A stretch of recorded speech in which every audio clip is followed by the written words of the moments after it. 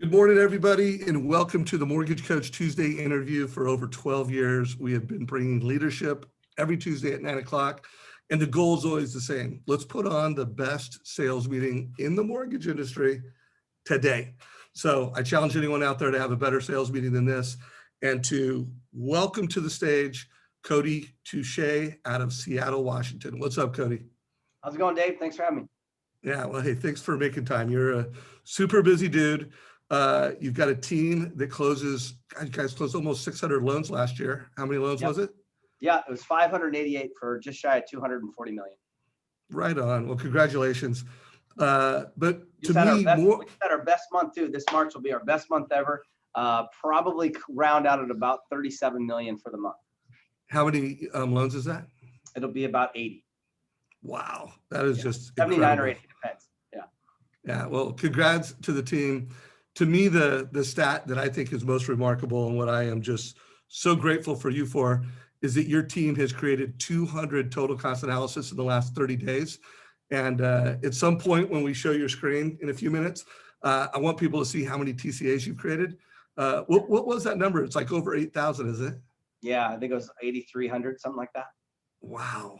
Yeah. So I don't know if you know this stat, Cody, but we had almost 2 million TCAs created in our network last year, and they were viewed 5.5 million times. So we're really changing how people get into debt in America. But dude, you are like Mortgage Coach MVP. You've not only helped a lot of families, but you've also inspired a lot of loan officers into core, at Caliber, the company you work for.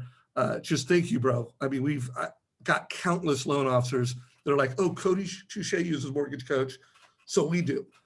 So thank you for that. Well, yeah, my pleasure, man. It's a great tool. Thanks for putting it together.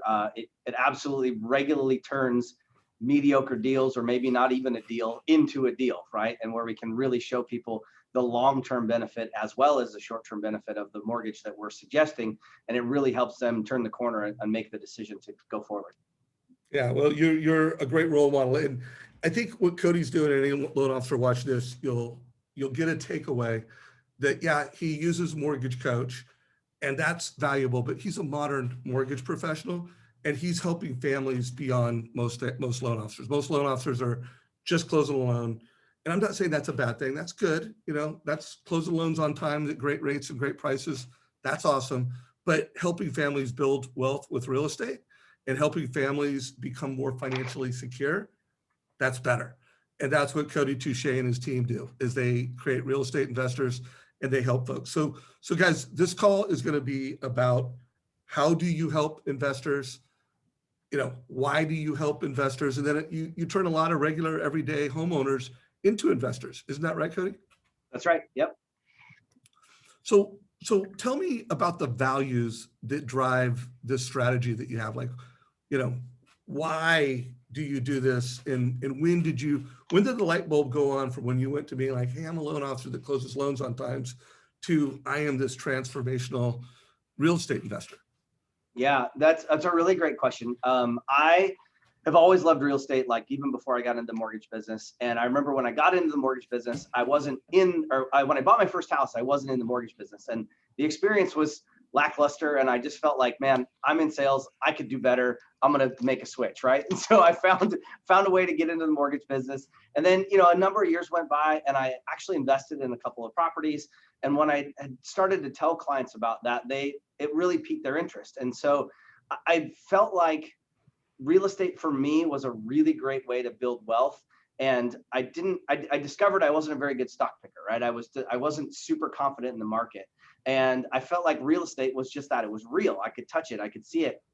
And it provided value to somebody out in the world as a great affordable place to live, right? And so I really kind of jumped into becoming an investor first. And then, really what happened was I started buying and selling houses from the foreclosure auction in the downturn in 2007, 8, 9. And so in that realm, I started working with a lot more investors, people that were buying to flip, people that were buying to buy and hold. And so I just was thrust into that market to be able to have some knowledge around that scene. And then I quickly realized there's not a lot of loan officers in our business that really excel at working with investors. and they are a little bit harder to work with, right? Generally speaking, their tax returns are a little bit lengthier. They've got leases. There's extra things you have to uncover. And then there's some extra rules around reserves and credit scores and that sort of things. So, excuse me, not a lot of people were doing, fulfilling that need in the space where I was at.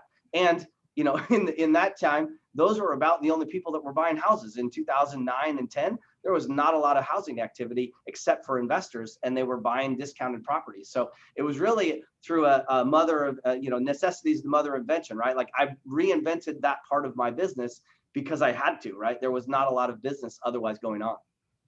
Now, were you a pretty top producing loan officer? Because now I see you're not a loan officer. You are a mortgage advisor and a real estate investor. Like that is your title. That is who you are. But were you a pretty successful loan officer before that happened, or were you kind of mid-tier?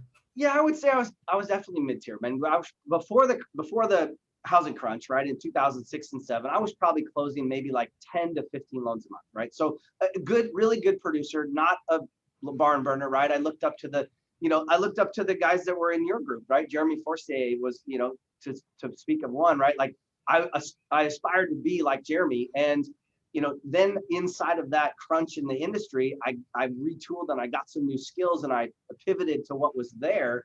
And really that rode us the next wave into, you know, into a really nice market in 2011, 12, and 13, when we kind of bottomed out and things started coming back. And then what happened was we served so many people in the downturn. Then what happened was, as the market got better and better, we just kept growing and growing.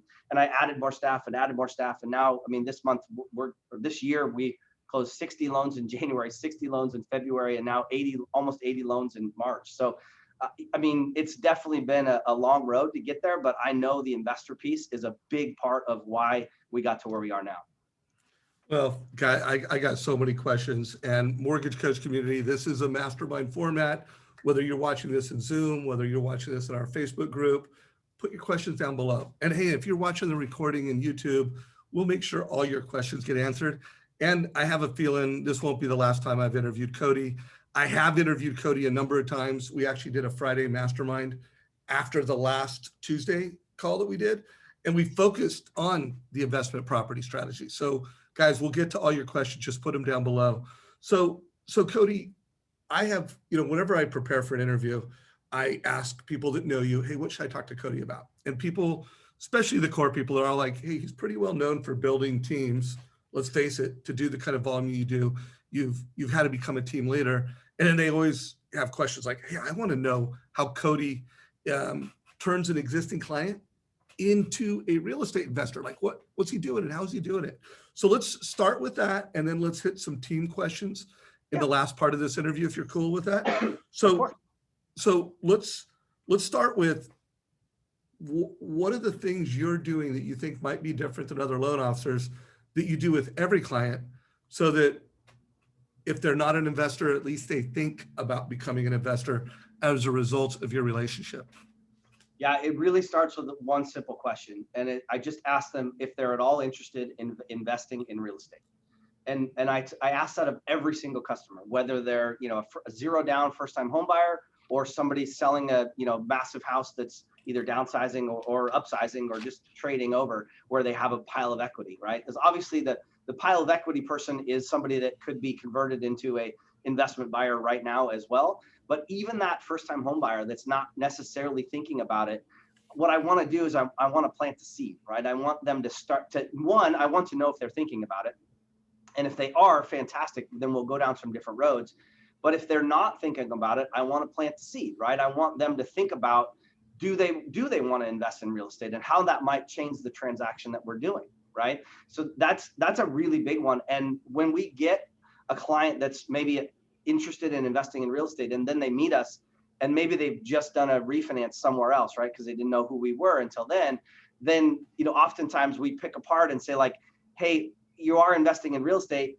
It might have been better to do this a little different way. And then we talk about that. And sometimes we end up with a refinance right after a refinance because it wasn't set up properly, right? And I've got a mortgage coach to show on that a little bit later. But really that number one question is just asking if they're at all interested in investing in real estate. And sometimes they'll pipe up and they'll have a bunch of questions and they'll want to talk about it right away. And sometimes they say, no, not really. Or even better, it's, we hadn't really thought about it. And then that introduces me again as the expert and to talk about those sorts of things with them inside of this transaction before we make a decision that might be costly to unravel down the road.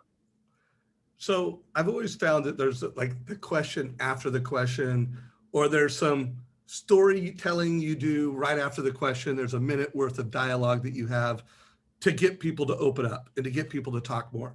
Can you think of some of those words that you say or those phrases that you say after you've asked someone, hey, do you have any plans, or have you thought about real estate investing? Then what? Yeah. So I would say the millennial generation is probably a little bit more open to it and or thinking about it earlier on. And that's great because there's a kind of a movement of what's called house hacking, right? So if you haven't heard of house hacking, basically it's just buying a house and then having either roommates or maybe a second unit where you get some rental income to offset the mortgage. So effectively maybe buying a duplex, right? And so that's that next phase of that question is if somebody says, yeah, we've kind of thought about it, but there may be a low down payment sort of person, then they're not going to go out and buy a $600,000 fourplex as non-owner occupied, right? That's not going to be a good fit for them. But if they have thought about investing in real estate, I said, well, why not do it with your first property? And they want to hear more, right? And so we talk about FHA guidelines and being able to put 3.5% down on a duplex, triplex, or even up to a fourplex if you can meet self-sustainability, right? And again, if you don't know what self-sustainability is, make sure you look it up before you go tell somebody they can buy a 3.5% down FHA fourplex. But a duplex is a really great way to enter into being a real estate investor with your first home with relatively minimum down. And the other thing that really invites is somebody that maybe they only qualify for, say, $300,000, right? And that might be a lot in your area. It's not a lot in mine. But if they qualify for a single family house at $300,000, they may not be able to find a house. But if I could qualify them for a duplex at $450 or $500, because we have rental income coming from the other unit, well, now they might actually even be a buyer where they might not have even been a buyer before. And now your real estate agent wants to, give you a big hug because you've turned what maybe was a really, really tough house to find into something that the agent can actually find and put them in. And now you've got a client that's not going to spend any more every month for a $500,000 place than they would that $350,000 house. Well, two things I know for sure. That realtors would love loan officers that can turn a low-end $300,000 purchase price into a mid-tier $550 purchase price. And realtors also love it when you're able to get a person who already owns a home to either want to move up, get clarity and confidence around moving up, or get clarity and confidence about buying another home. Like realtors like that kind of thing. So by the way, do your agents, is that how you also distinguish yourself with real estate agents? As one, I specialize and I'm an expert at investment property. And two, hey, when you refer someone to me, I'm going to be able to provide a whole nother range of opportunities and advice for them. Is that part of your value prop? Absolutely. Yeah. And excuse me. And definitely that is a big part of it. But then the other piece is too, I'm now known as the investment guy. Right. And so there's agents around town that they maybe have a primary relationship already from a lending perspective, but they know that I'm the guy if they've got a client that wants to buy an investment property. So what that does is, one, it gives me a few more deals from somebody I maybe otherwise wouldn't work with. But two, it gives me an opportunity to shine. Right. And I get to show them what we can do and be that number two or the 1.5. Right. And they know that all of their investment deals go to me. And then when that other loan officer messes up or screws up or doesn't hit their turn times or whatever, maybe they feel like they've got to be able to make a move. So we've been able to build some relationships in that way by coming alongside a different agent, a different lender partner, and providing great service on the investor side. And then slowly we work our way into the regular business side as well. Well, we talk all the time around be a modern real estate professional, be a modern mortgage professional, and being an expert at helping families who are investors become investors, or they're already investors do it. Guys, that is one of those strategies that Amazon Mortgage, just call it, big mortgage companies from the sky aren't going to be as expert as you can. So it's one of those ways of making the next decade better than the last decade. And I highly recommend, whether you're a new loan officer, you're at any level, becoming an expert at these types of loans is going to help your career in the long run. I love that. So by the way, are you still a pretty active real estate investor? Are you always acquiring? Are you flipping? Like, what do you do personally? Yeah, no, I am absolutely an active real estate investor. And that's the other piece, right? Like I made some notes for this call, but one of those notes in there was become an investor yourself, right? Like we've all had, most of us have had a pretty darn good year. The W-2 or 1099 is going to look real tasty this year. You've got some extra cash, or you should have some extra cash. Go out and buy an investment property and figure it out, right? Really know that part of the industry and execute on it, right? Use that to your advantage and go buy something. I personally have 130 rental units myself. So that's not individual properties, but like a 6-plex or a 10-unit building here or there, or 4-plex. All those doors, if you will, those add up to about 130 units for myself. I just bought a duplex in Milwaukee, Wisconsin. I'm seeking out now out of area places that are farther away from me, because my own market is a little bit expensive. Well, it's not a little bit expensive, it's very expensive. And you can't really make a rental property make a ton of sense here without a big pile of money down in the metro areas. If you go out a little further away, you can, but I've spotted some different areas around the country that really make sense from a rental perspective and throw a lot of cash flow off. Now, those areas don't get depreciation, but they do get really good cash flow. So yeah, I'm actively buying, I'm actively seeking out properties. That said, I always tell my customers, we'll never compete with them on a property, right? So I pick up the scraps. So yeah, well, I love that, dude. That is such a great inspirational story for new loan officers, for experienced loan officers. And to your point, everybody in the mortgage business does have, not everybody, most people have some extra cash, and what a great idea. By the way, Dan Rawich is putting together a mastermind of some top mortgage coaches that just want to talk about investment. Would you be willing to maybe do with Dan how to be a real estate, how mortgage people should be real estate investors, and share some of your wisdom? Yeah. I'm going to hook you up with Dan. But by the way, guys, if you want to be part of that mastermind, put a comment down below. And when Dan does it, I'm sure he'll reach out, and I'm sure we'll promote it in our mortgage coach community. So very cool on that. Well, let's start talking about, remember guys, put questions down below. I'm going to look for any questions here in a minute. Well, here, let me ask one question, because I don't want to forget about it. You were actually a topic on our daily Clubhouse conversation yesterday, and it was being led by Tony Blodgett.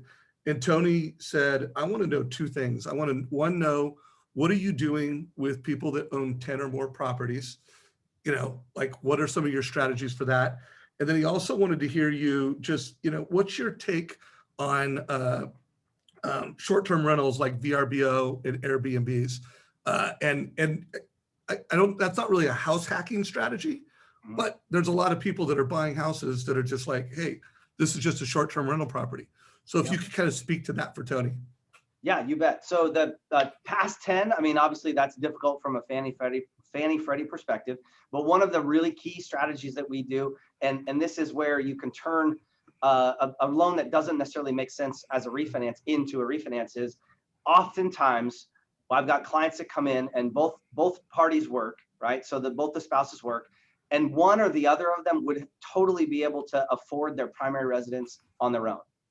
But just as a matter of normal business, how we do business, you take an application for a couple and you put both of those people on the mortgage, right? And so that's one of those, that question I asked in the beginning of, are you at all interested in investing in real estate? And they say, yes, we are, just maybe not yet. I say, no problem. Let's set this loan up appropriately so that you can get a maximum number of finance properties. And that is putting this house, your primary residence, in just the wife's name, right? Because she can totally afford it. And maybe the husband has a newer business that's 2 years old and he's making good money, but not great money, couldn't maybe afford the house on his own. But there's no point in putting him onto that loan if she can afford it by herself, because then she can go buy 9 finance properties as rentals, and he can go buy 10 once he's qualified. So now we got a married couple that can buy 20 properties with financing through Fannie and Freddie, as long as they qualify appropriately, right? So that's one of our strategies. Oftentimes we'll meet investors that have already got started in the game as well, and they are happy to find an investor or a investor-friendly real or loan officer. So we'll take a look at their portfolio and maybe we move some things around, right? We refinance one property to pay off two, so that we free up another spot. Also, we work closely with a commercial lender in town that does a blanket loan. So once you've got 5 or 6 or 7 properties at a $500,000 or more, they'll come in and take out that Fannie Mae Freddie Mac loan with a commercial loan that blankets across all 5 properties, freeing those spots back up because the commercial doesn't count against you.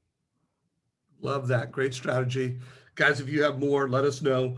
What are your, and I think that answers part of Tony's question. What about your thoughts and your take on short-term rentals, VRBO, Airbnbs? Yeah. So I personally stayed away from short-term rentals until today. I'm closing on a mountain cabin right now. Today, I just wired the money yesterday. So we're closing on a mountain cabin. I'm really looking forward to being able to use it, but I know that I won't be able to use it all the time. And the cabin I'm buying is actually already in a rental pool managed by there's no way I'd be able to manage it either, right? Take a lot of time. But it's already managed by a local area property management company. That building brought in almost $100,000 in revenue last year, right? So the thing about short-term rentals is that they are more work, and if you have them managed, they are more expensive to manage, but you can get like 3 times the rent that you would normally get if you just had a month-to-month type tenant in there. So I like them a lot. They're not for everybody though, because at least Fannie and Freddie right now, they've got a few pilot programs where they're being able to count the rental income from that nightly rental. But generally speaking, you're not going to be able to count that rent when you go in and buy that property. Got it. Remember, guys, if you have questions, let us know what they are.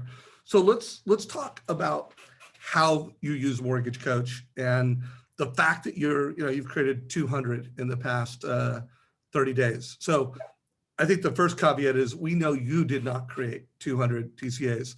So I do want to hear, because we've got a lot of team loan officers where, Jeremy still loves to create his total cost analysis and creates like 120 of them a month himself.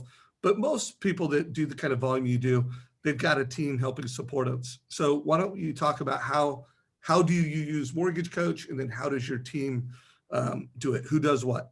Yeah, you bet. So I probably built the first 1,000 of those mortgage coaches that I've done, and then now I don't build them regularly. Nights, weekends, I'll tweak them a little bit, or I'll build one if I need one. But generally speaking, the team builds them, and we've got a kind of a process how we do it. Depending on if it's a move up buyer, a move down buyer, a refinance that is interested in paying off their loan faster, right? So we've got some templates, if you will, of how to get started on these things. And just through time, my team has been trained on what I'm looking for inside of this mortgage coach. And generally too, what I'll tell them is I'll shoot them a little notes, right? Like, hey, give me 450, 500,000 and 500 all at, X rate with upfront mortgage insurance or whatever, right? I'll just give them a little recipe and then they'll put it together. And then what we'll do is we'll schedule a time to go through it with the client. So I don't like to necessarily send it out. And you'll notice later, I'm not a big video guy, right? So I haven't done a ton of videos like Jeremy has, but most of mine go out just with the numbers. Sometimes I'll do a voiceover or a video, but most of the time I like to walk people through it live and in person so that I can answer questions and go through things with them while we're live. And what percentage of your clients do you do that consultation live with? And if, first of all, answer that, like what percent 100%. do you do? Okay. So your team is really doing everything else. They're making sure that the app gets filled out. They're creating the TCA, and you're having 100 consultations a month. If you're closing 80 loans, so you're having hundreds of consultations, and your team, so you're like the doctor, and they're getting the patient ready, boom, they're getting the TCA ready, and then you're coming in, and like the mortgage coach is the x-rays. Hey, let me show you where you're at and what you're doing. That's your model. Yep, exactly. Cool. Doctor, nurse, doctor team, however you want to say it, but that's a core model as well, right? Like my main goal is to come in, structure, strategy. It's a half an hour call, usually at most, and then back to the team, right? And so I always tell people, like, I'm 100% here for you if you need me, but this is my main role, is structure and strategy and make sure we get this piece right, and the team will execute. If you have a problem, the buck stops with me, so reach out. I'm always here for you. I love that. Structure and strategy, guys. Write that down. So I know you prepared a couple TCAs. I want to make sure we cover the mortgage coach stuff, and then I'll, for everyone putting questions in, I will make sure your questions get answered either live or we will, we'll answer them via text. So which TCAs did you want to showcase today? And I always like to know, like, why? Like, what do you want to show us, and why did you pick this one? Okay, well, I will show you this one here. I'm going to share my screen real quick, make sure that this comes through, and you tell me you get it. Yeah, I'll let you know if I see it. Make sure we've got the right screen. How many screens do you have, by the way? I can tell you have I more just than one. operate with two, but Okay, all right. yeah. All right, do you see that, mortgage coach? We do. Okay, perfect. So this one struck me when you asked me to talk about this, because this was born from that original question of, are you interested in investing in real estate, right? And so this guy had a house to sell. That his house to sell is his current, right? That's what's current on there. He had a $615,000 house, and or so we thought. It sold for more, and he had about a $307,000 loan. He had about $2,100 payment.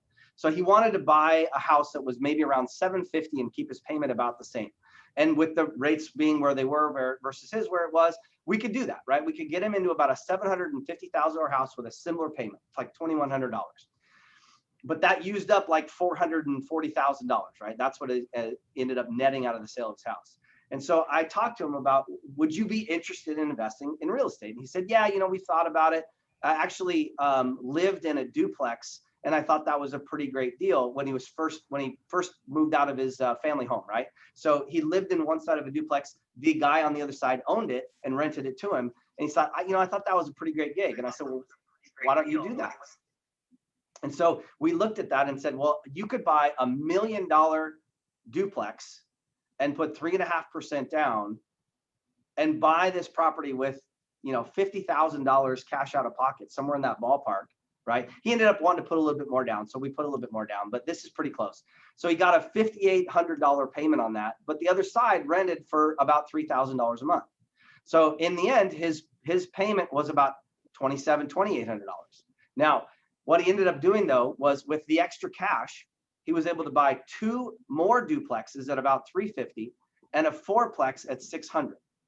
So those are represented here on the, let's see, I guess the third one over and the fourth one over, right? So the far 2 right columns, here you go, there's a duplex and the 4-plex. So net rent on the gross rent on the duplexes were around $3,000 a month, and the gross rent on the 4-plex was about $5,700. So in the end, he nets $3,000 a month positive cash flow after paying his mortgage payment without any of his own money.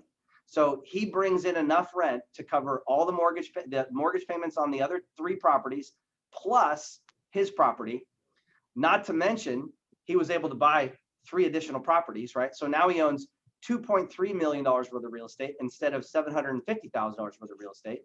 If those properties go up, 10%, let's say it's 10% because the math's easy, he goes up $230,000 in net equity, where if you just bought one single family house, it'd be only $75,000, right? So massive change in his financial structure, both now and in the future. His mortgage payment was going to be $2,000 a month. Now he gets $3,000 a month. It's a $5,000 swing.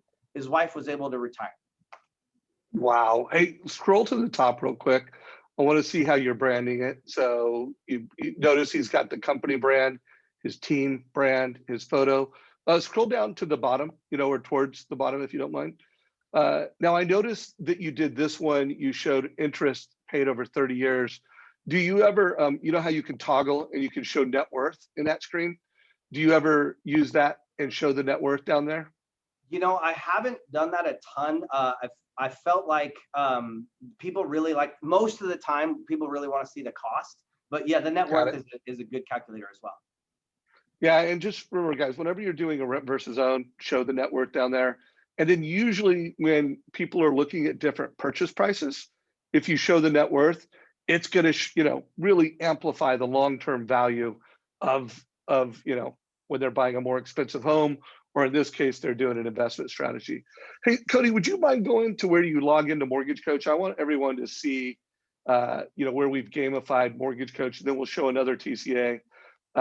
So guys, if you log into your Mortgage Coach right now and you click on the setting tab in the upper right-hand corner, it's going to show you where you're at. And, you know, clearly Cody is a mortgage coach grandmaster. You can see that he's created 80, well, him and his team have created 84, so 8,284 TCAs. And then guys, look at that. They have been viewed 32,598 times. So Cody, you've created massive impact in terms of just the mortgage coach mission. For anyone who's new to mortgage coach, Cody, if you could click on that little box just to the, yep, right there. I want to remind you, like at Mortgage Coach, we take you from a white belt loan officer that uses a fee worksheet to a mortgage coach black belt. So that not only do you learn how to do things like your typical refi, but what if you prepay the difference? How much faster would you pay it off? That's really, call it 101 advisor to things like move up analysis. Do you do many move up analysis where you're helping families look like, hey, here's the home you're in. If you moved up, what kind of impact would that have for you? Yeah, absolutely. Got it. So guys, and we train on that every Wednesday at 11 o'clock.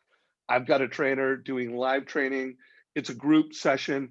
We always open up that session where we're like, hey guys, tell us where you're at, what strategies you want to learn. And then you've got a mortgage coach genius on that call teaching strategies. So Cody, I know you picked a couple more TCAs. Let's do one more now, and then we'll get into some more Q&A. You bet. This that one, I think that one will come back to that one. This one I love because this is where it's that mediocre deal that turns into a great deal, right? So this was an out-of-town investment property that's worth $150,000, and we ran some numbers for this guy to see if it still made sense to refinance. He felt like he kind of missed the boat, right? He actually owns 9 properties, and so we did 4 of them, his 4 most urgent ones last year, and then he's like, hey, I think I want to do the other ones. And it was right after, you know, what happened in January and February happened. And so we looked at this in March and said, hey, you know, we did miss a little bit of the boat as far as rates, but these are still darn good rates. Darn good rates. And you're coming from 5.5. So, you know, it's not a huge sorry, can't talk. It's not a huge mover of the needle, but it does add up, right? So if we did this and we got under a 75% loan to value and we bottom down a little bit, let's see here. If we're under 75%, we don't need the buy down. So then we could actually save him about $100 a month on that, which in the end saves him almost 30 grand in interest, right? And these green bars is what makes the deal, right? Like the blue bars in this case, it's not nothing to write home about, right? You could save $46 a month. You could save $68 a month, maybe up to $100. But you know, even then you got a lot of paperwork, you got a lot of hassle. I don't know if it's worth it. That's what people usually say, right? But when I show them that you could save $30,000 over the life of the loan, then they stand up and take notice, right? And that's real money, right? So being able to dollarize that long-term savings, especially for an investor, right? I mean, they're scrapping and scraping to get every dollar they can. This makes a lot of sense, especially when you multiply it by the 4 deals we have going for this guy right now. Love it. And guys, think about this. I mean, Cody is playing a whole different game than most loan officers, where they're playing checkers. Here's your rate, here's your payment, you know, do a loan with me, I can close your loan in X days. To Realtor, you want your clients to talk to me. You know, I'm going to help them make the best decision to build wealth with real estate. And a lot of them are going to turn into investors. And some of them are going to end up buying more, like, because I know this, I've interviewed you before, Cody, where it's not uncommon that a realtor refers you a deal and it turns into 2 transactions. That's not 3. like, yeah. that's not like a once a year thing. That's like a common occurrence, right? Mm-hmm. Well, and you know, my thought too is, especially right now with rates going up, right? Like some of the buyers are going to start to maybe peel back and figure, hey, maybe I should wait, or maybe I'm not going to buy right now, right? I've got some of our first-time home buyers that feel like they've been priced out of the market, right? If rates are up 0.5 or 0.75% and home prices in our area are going up 1 to 2% per month, right? If they've been searching for the last 6 months, things are dramatically different now than they were 6 months ago for a first-time home buyer. But for an investor, if rates go up 0.5%, they don't really care. I mean, they grumble a little bit, of course, just like anybody would, but the deal still makes sense, right? They can still make $500 a month on their cash flow, right? So those types of buyers are more elastic, in this type of situation. And so what we will see, and also if we do, and I'm not certainly not predicting this, but if we did start to see values go the other direction, guess who's going to be the ones that actually jump in and take advantage of that, right? It's going to be investors first, right? They're going to continue to dollar cost average their real estate portfolio as prices come down and then as they go back up. So the real estate investor is the consistent buyer. Your average client in your database might do a transaction, they might buy or sell every 7 or 8 years. They might maybe do a refinance every 3 or 4, but your investors could buy or sell or refinance a couple times per year, right? So it really allows you to level up the amount of business you get from your database.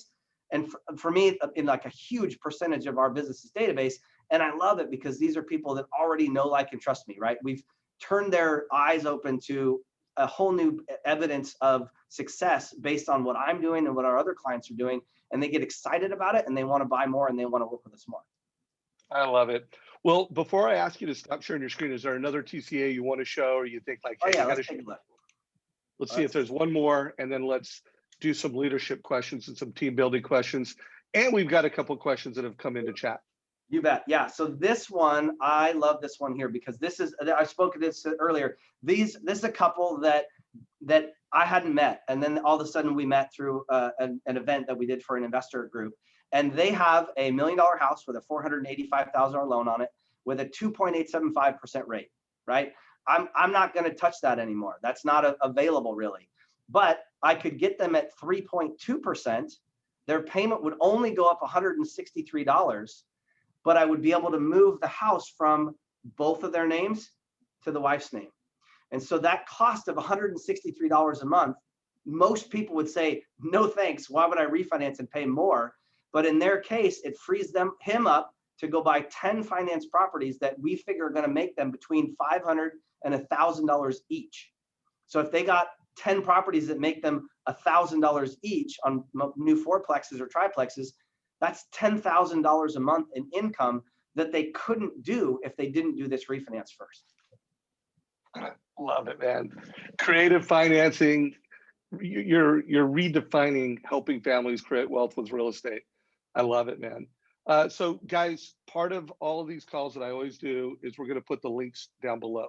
So when you are watching this on YouTube, you look down in the show notes and there'll be links to sample TCAs. Cody gave them to us ahead of time, so I'll put them down below and we'll share them. So let's transition to some team build. Well, actually, let's make sure we get some of these questions answered first. Yeah. So one person said, do you do any Reno financing, and how do you compete with the BB or BRRR model? Well, we don't compete with the BRR model. We use the BRR model, right? We love the BRRR style of investing, where that BRRR stands for buy, renovate, rent, refinance, and then I like repeat on the end there. You could add another R if you want to say retire, right? Because it's a killer retirement strategy, right? The idea behind that, if you're not familiar with it, is that you buy with either all cash or maybe hard money. And then you come back, you get this property at a discount, you fix it up right, and then you get it rented, and then you come back and refinance it. So I am the refinancer of the BRRRR, right? Like, we understand it, we know it better than most. We team up with some hard money lenders in town. So either we do a cash out refinance or help somebody get a home equity line of credit to pay cash, and then they go buy the property, and then we do the delayed financing or a cash out refinance after the fact.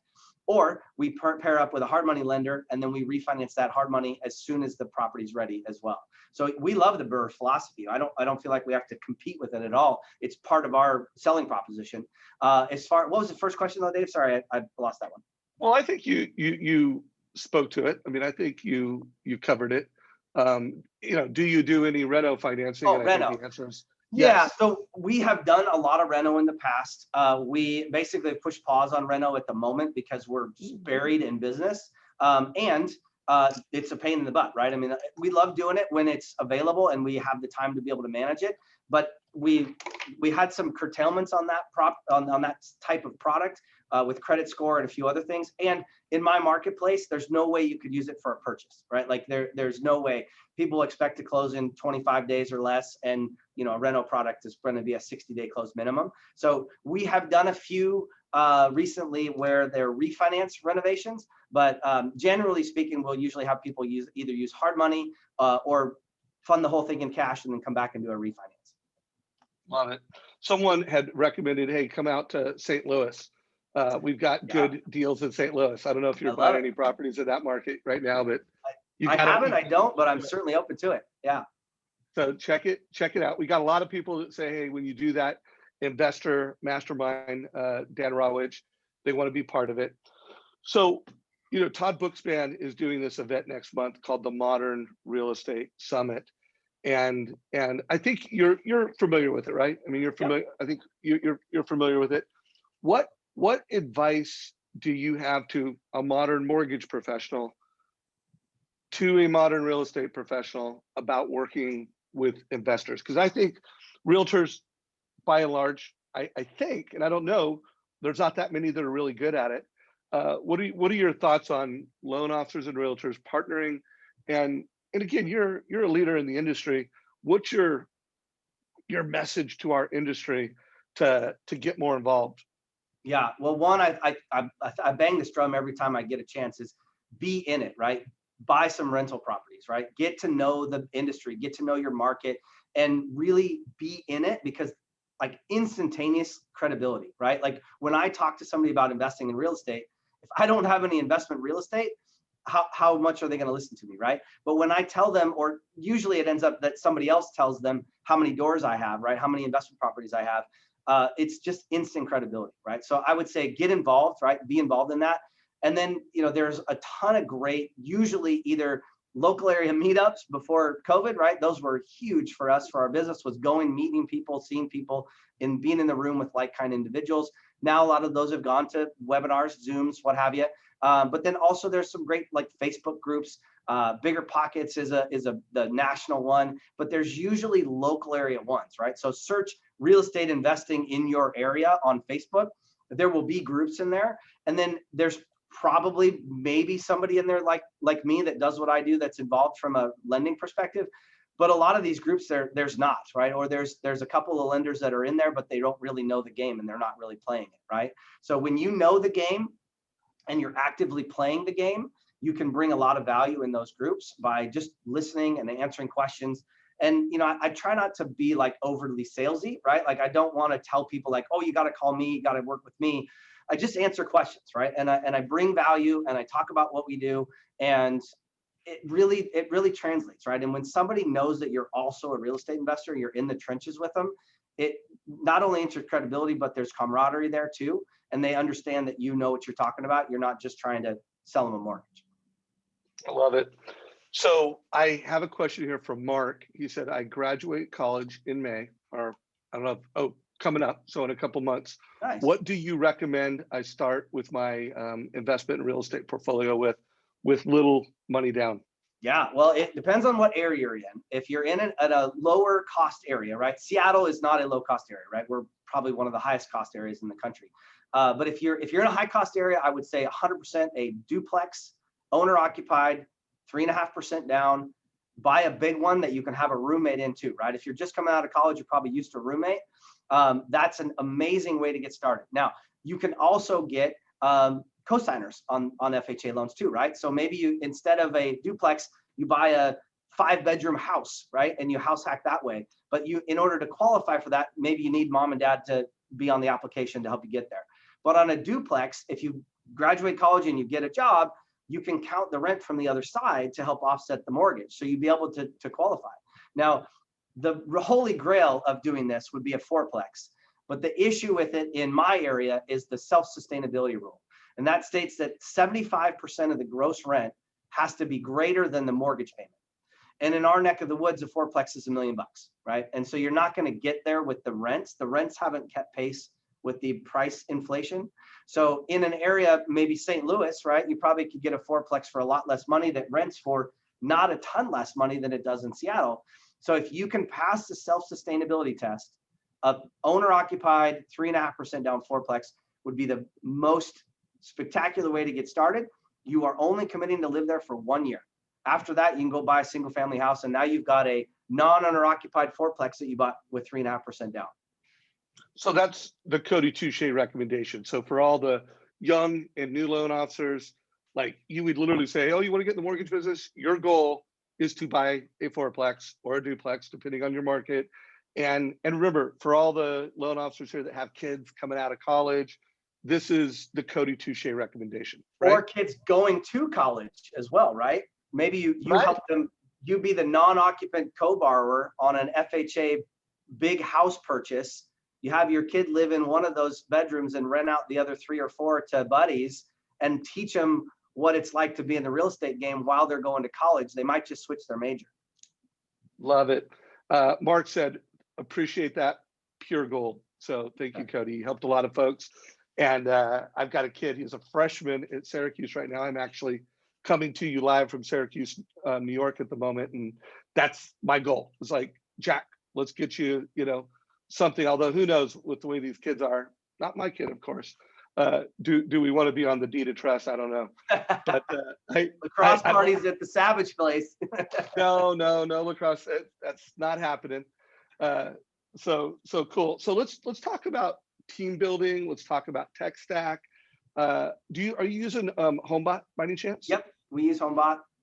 So would you say when you think of how are you optimizing the retention of your customer database, how are you delivering value beyond the transaction? The 2 core pieces of your technology are HomeBot and Mortgage Coach. Is that fair to say? Yeah, 100%. I mean, we use Jungo as well. So having a killer database, I think, is job one, right? If you don't have a database, you got to get one right away. And people always ask, what's the best one? The one you use, right? If you'll use it, that's the one you should get. We use Jungo just because a lot of the other coaching students that I know and can glean information from use that. So we just, piled onto that. Database. So for us, it's Salesforce/Jungo. Mortgage Coach is integral. And then HomeBot is a great way to stay in touch. We use Mortgage Coach the reason why we have so many reports built is we do an annual mortgage review as well. So we do that review inside of Mortgage Coach. Generally speaking, our clients have already seen Mortgage Coach because they get one every time we evaluate a new client. So they know how to read it, they know how to operate it. And so we will send that out with an email and say, hey, here's a quick update. Sometimes there's nothing to be done, right? Like people have a great mortgage already. But again, that's where we ask that question, like, is there any reason you would need cash out, right? And reasons for cash out: high interest rate debt payoff, renovations to the home, thinking about a second home, vacation place, right? Place to create memories for the family. Or do we want to think about investing in real estate to offset our actual housing costs and retire early, right? When we say retire early, usually people's ears perk up and they're like, yeah, tell me more about retire early, right? So we show them, or also maybe if we're gonna reduce the term, right? So we will usually show them a 30-year fixed rate mortgage, a 15-year fixed rate mortgage, and a 30-year max cash out mortgage, and give them some options, right? So we talk about that, and then they know we're not trying to sell them something. They know we're just giving them options. And so we have a great conversation about that. And we talk more about investing. We talk more about second home. We talk about, do they want to accelerate their payment? I'm not a big fan of that, right? I'm not a huge fan of the 15-year mortgage, but everybody has their own goals. I love that. So I had a question a while ago from Shant Manoshian. He's #1 loan officer in the country, has a very big team.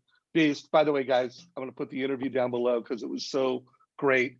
And he's pretty new to Mortgage Coach. He's figuring out how to, roll it out to his team. And I know you've gotten to the point where whether it's a purchase, whether it's a refi, they're getting a total cost analysis. But I want to drill down on how you're supporting your database with Mortgage Coach. Who's doing the annual reviews? Do you have like specific client concierge and their job is to create a TCA, send it out? How are you delegating that with your team? Yeah, well, up until now, it's been me, right? So my team does the annual mortgage review based on, I think I saw a flash in the chat about valuation. We use the value inside of HomeBot, right? So we come to the client with the value that they've already seen from us in HomeBot. And of course, we don't know if it's 100% right. It's just a bot, right? But it's a place to get started. So we'll use that value. We'll prepare the Mortgage Coach scenario, and then we'll ask to book a call. So I've got a client concierge that is mostly a scheduler, right? So she makes probably 100 to 200 dials per day, trying to fill up my calendar, right? And booking that with either new leads or past client reviews or whatever it is, maybe a new agent to us, right? So her main job is to fill up my calendar, a couple weeks out. And then I've just hired a new loan officer that he's been in the business for a long time as a processor, wants to have more client interaction. And his job, one of his main jobs is going to be to do those AMRs, the annual mortgage reviews. And I would say the metric is, about 100 a month. So I'm sure that's an amount of business that I wasn't able to get to, right? I couldn't get to all of those as time went by.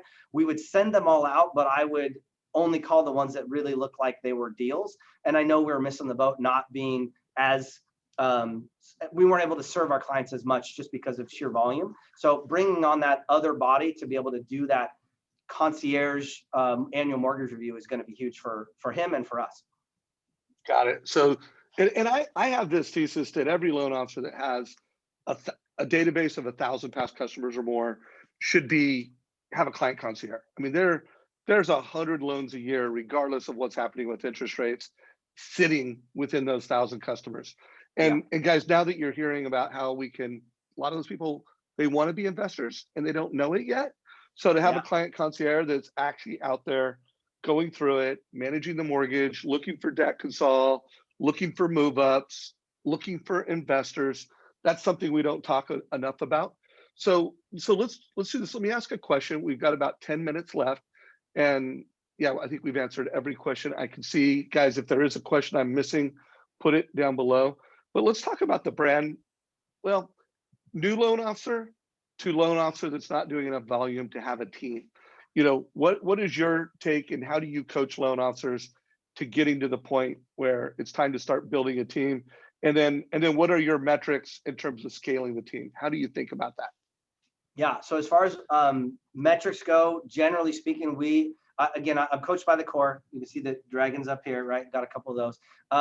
Generally speaking, the metric there is you need one staff member for every 5 closings every month to be able to handle good service and handle that volume. And so, we were understaffed in the summer of last year, hired 4 people last year. And so now we're staffed appropriately for 60 loans.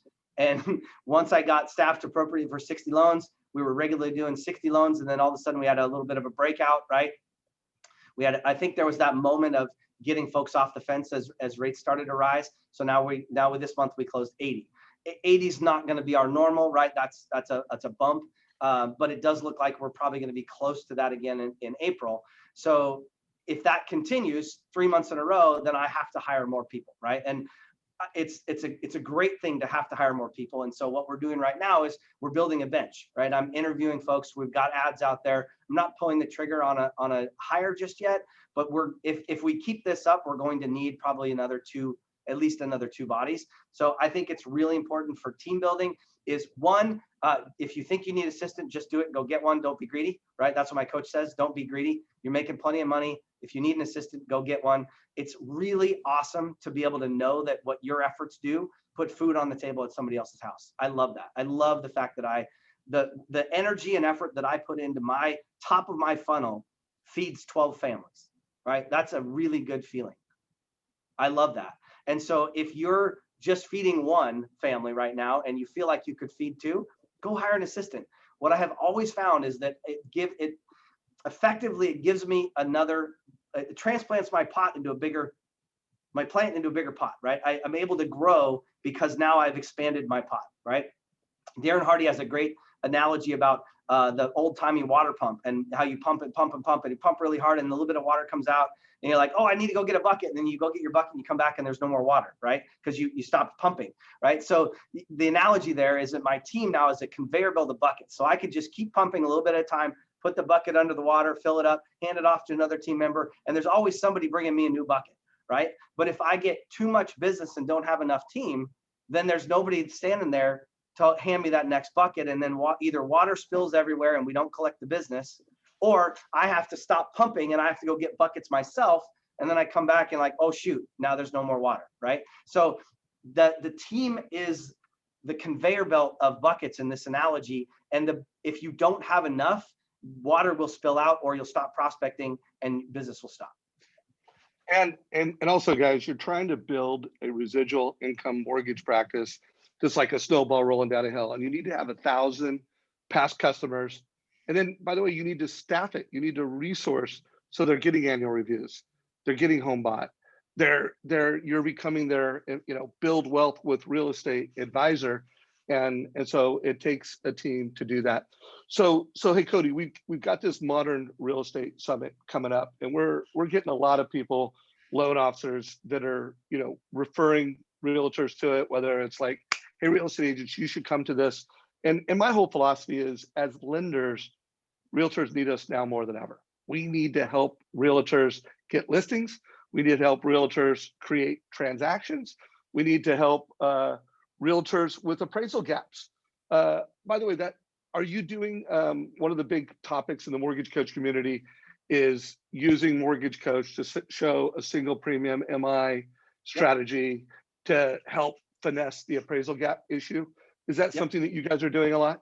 It is, yeah, absolutely. We've got a generic one that we've sent out with a video explaining it. I would definitely recommend it if you haven't done that already. Basically what we did was in our marketplace, kind of 700,000 is the median zone right now, right? So we did a $700,000 purchase with the 20% down payment.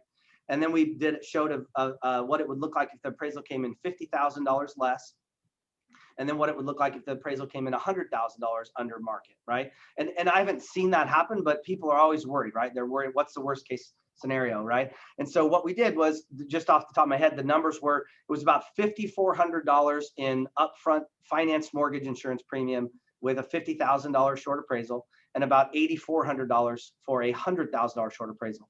So if you set that up right in Mortgage Coach, you can show that the cash to close remains exactly the same along the bottom line, because you're financing in that mortgage insurance premium to the loan. So what ends up happening is the loan balance goes up a little bit, and thus the mortgage payment goes up a little bit, but not a ton, right? The $5,000 adds like 35 bucks a month, and the $5,000 adds like 25 bucks a month, and the $8,400 added like $37 a month. So my pitch was to the agents like, hey, I've got a way that if you need to cover $100,000 short appraisal gap and the client doesn't have the extra money, I can do it for $37 a month. That's basically like an insurance policy, right? Like, it's very, very inexpensive. I love it. I love it, guys. Well, by the way, would you mind sharing that total cost analysis? And if there is a generic email or video, would you mind forwarding that over to me? Yeah, I'll send it to you for sure. Yeah, and Jim just said he used that recently. So, I mean, that's trending in our community big time, guys. And, for the real quick, let me interrupt you, Dave. Jim, the way you said it is great, because I've pitched that to the listing or to my buyer's agents so that they can show it to the listing agent. But giving that to a listing agent on a phone call to a winning, to try to win the offer is huge as well, right? I've done that a few times as well, because listing agents are always worried, like, hey, can they cover a short appraisal? And my standard verbiage is, I can't guarantee they'd want to, but they can, right? And here's how we would do it. Good language for everyone. Hope you caught that. Very good leadership on your part. And for anyone that wants to, are you attending to the Modern Real Estate Summit? I can't remember if you already. Yeah. Yep. Sweet. No, I am. I bought 100 tickets, and we're going to be sprinkling those around to the agents in our area and make sure that they get on there as well. Well, before you go, I want to hear your scripting, because you always, one thing I know for sure, the way loan officers that are struggling usually say things isn't as good as someone like you. So for anyone, I want to hear how are you going to give those away to the 100 that you bought? Yeah. Well, so I made a bunch of I make realtor calls every Monday. So I called 68 of our realtor partners on Monday. And if I got them, I told them this. And if I didn't, I left them a message to this effect: was, it's my birthday week and I have a present for you, right? So not everybody can say that, but my birthday's tomorrow. So I said, hey, it's my birthday, but I've got a present for you. And I just told them, like, hey, there's an amazing lineup of speakers going to be speaking at this event. I pitched the famous ones, right? The people that the names they would know, and many, many others. It's a full day event that's going to really help you be a modern real estate agent in this market, in a market where we're experiencing a lot of shift, right? Interest rates are up, prices are up, inventory is low, and who knows what the next 6 months are going to bring, right? Inflation's going to be high. We're expecting rates probably a little bit higher. It's really going to be a great idea to dust off some old strategies and pick up some new ones. So make sure you're there. Love it. I paid for it. Yeah. Yeah. Now, hey guys, one reminder: if you're going to buy tickets, you need to make sure you're giving them out to both current partners and prospects. So you're not just giving them to customers. I put a link down below if anybody wants to get that influencer package. Thank you, Cody, by the way, for supporting the event. And if you and your team do any emails or you put anything on social media, please share that with Todd Bookspan or myself. We want to make sure we play that forward. And here's the deal, guys. We're mortgage professionals. We need to help agents beyond the transaction. Mortgage coach, home bot, training events like this, like anything you can do to help an agent beyond the transaction. And then, of course, if you don't know how to have the appraisal gap conversation, not only reactively, but proactively with Mortgage Coach, make sure you come to one of our Friday mastermind, our Friday black belt trainings, 11 o'clock every Wednesday, and then 9 o'clock every Thursday. We do that. So Cody, we are out of time, but just 1 minute or less. What's your closing thoughts, closing advice for anyone listening to this call? Yeah, well, I mean, since we're focused on investing, right? Like, I feel like it's such an unused opportunity, both for real estate agents and for lenders. I would say, grab your favorite realtor partner and sit down and mastermind, right? How can we come up with some strategies and some scripting around getting more involved in investing in real estate and helping people do it both in our marketplace, but then also outside of the marketplace, right? Like, I saw a number of comments there. I live in a really high cost area too. It's really difficult to cash flow properties here. But what you can do is you can network with wholesalers. You can go a little outside of your metro area into the suburbs to the suburbs and find those areas that are great pockets that would make good rentals. And I just say, like, get into it and really understand the guidelines behind it and get out there and start promoting it, and just add that little question to your presentation every single time. Are you at all interested in investing in real estate? Right? It's very simple. It's non-committal. It just opens up the discussion and allows people to say, yes, I am, or no, I'm not, or maybe in the future, right? But it allows you to have that conversation and be a little bit more important to them than the other loan officer that's not asking that question. Love it. So Mortgage Coach community, every Mortgage Coach member, add that to the questions that you ask, and then go out there and bring leadership to the real estate agents that you did. By the way, someone else just commented on how much they loved your painting, Cody. So I commented before we hit record, and someone else just called it out. So Iris Cody Scott, she is a finger painter. This is done with finger paints. It's crazy. She's a very talented gal. There you go. You got the name of the artist. So Cody Touchette, man, I am super grateful for you, brother. Thanks, man. It's always an honor to have you on the Mortgage Coach. For everyone watching this, if you got value, give us a like down below. Share this with your mortgage friends. And if you do have questions, put them down in comments and we'll make sure they get answered. Take care, everybody. This call's a wrap.